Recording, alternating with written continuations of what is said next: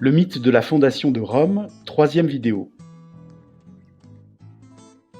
Dans cette troisième partie, nous allons nous intéresser au contexte de la rédaction du mythe par le poète Virgile, auteur de l'Énéide, et par l'historien Tite-Live, les deux principales sources écrites. Le contexte fait référence aux événements qui se déroulent au moment où ces deux écrivains mettent le mythe par écrit. Alors, question clé, pourquoi ce mythe sur la fondation de Rome a-t-il été écrit ? Tout simplement, le mythe de la fondation de Rome va permettre d'expliquer et surtout de justifier la puissance de Rome et ses succès. Des personnages puissants comme Jules César et son neveu adoptif Octave, qui est le premier empereur, s'attribuent des liens avec Énée afin d'avoir du prestige.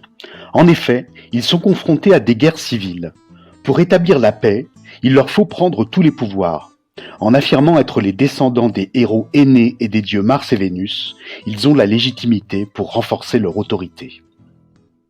Alors, quelques mots sur Jules César. C'est un général romain très puissant qui a mené la conquête de la Gaule. En 44 avant Jésus-Christ, il est nommé dictateur à vie, mais il est assassiné par des sénateurs qui lui reprochent de menacer la République.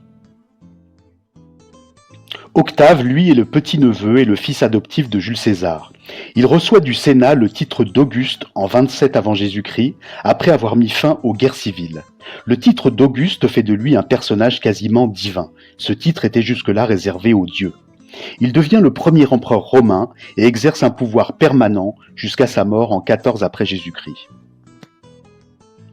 Jules César et Octave font partie de la famille des Iulii, du nom de Iule, le fils d'Énée.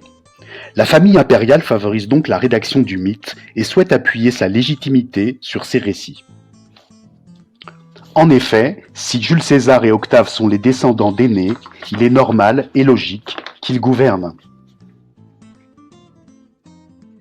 Ils utilisent ensuite le mythe sur des pièces de monnaie. Sur cette pièce de monnaie, par exemple, on peut voir sur le revers, c'est-à-dire l'arrière de la pièce, une représentation d'Énée fuyant Troie, avec son père Anchise sur le dos, et le nom de César, Caesar, à côté pour marquer leur lien de parenté. Sur cette autre pièce, c'est le portrait de Vénus qui a été frappé pour renforcer le lien de César avec les dieux, et notamment avec Vénus, la mère d'Énée.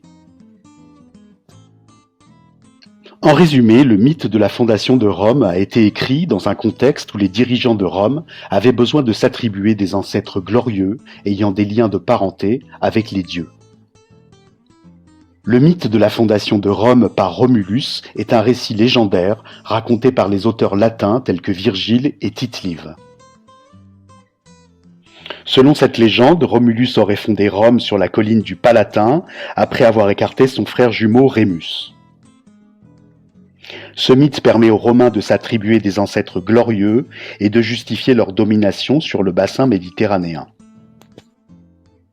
De plus, des généraux puissants comme César ou Octave prétendent avoir un lien de parenté avec Romulus et Énée pour asseoir leur autorité et obtenir du prestige.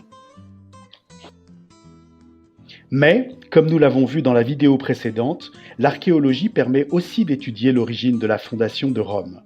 Et la réalité historique ne correspond ni toujours au mythe, ni toujours au discours politique.